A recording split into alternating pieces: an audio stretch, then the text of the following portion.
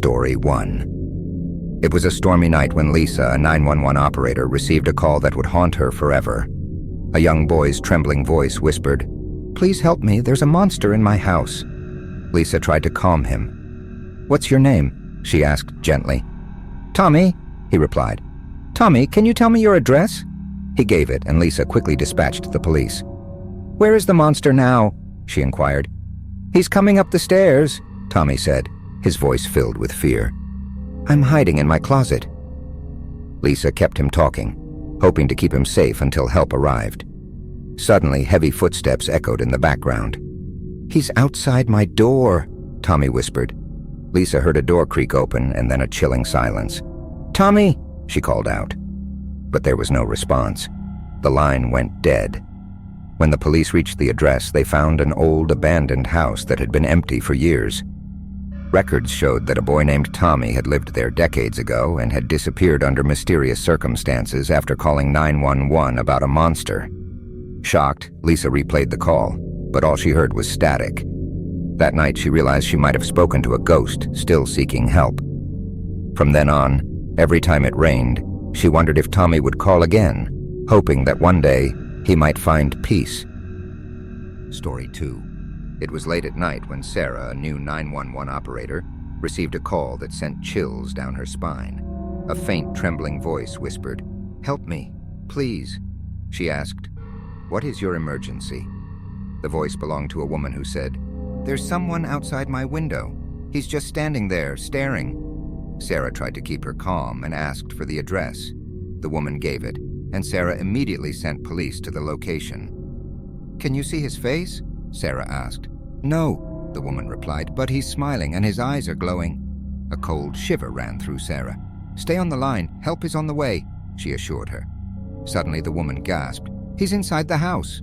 Footsteps echoed over the phone. "He's coming up the stairs," the woman whispered, her voice cracking with fear.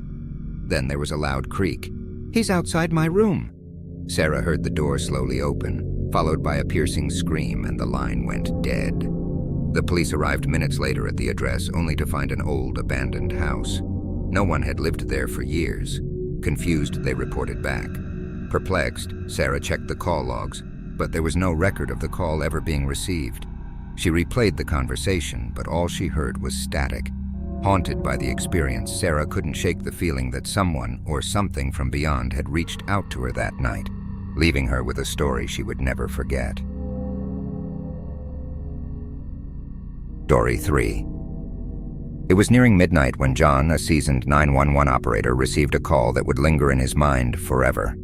A woman's shaky voice came through, barely above a whisper. "Please help me," she said.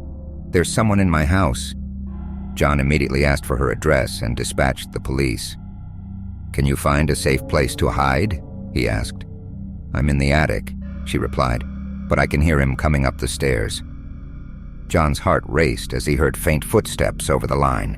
"Stay quiet and keep me on the line," he instructed. The woman's breathing grew heavier. "He's humming a song," she whispered. "A lullaby my mother used to sing." Suddenly the footsteps stopped and there was a long silence. "I think he's gone," she said softly. But then a deep voice echoed in the background. "Found you." The woman screamed and the line went dead. The police arrived at the address moments later, only to find an old deserted house with no signs of recent activity. Confused, John checked the call records, but there was no trace of the call ever being made. Later, he discovered that years ago a woman had disappeared from that very house under mysterious circumstances.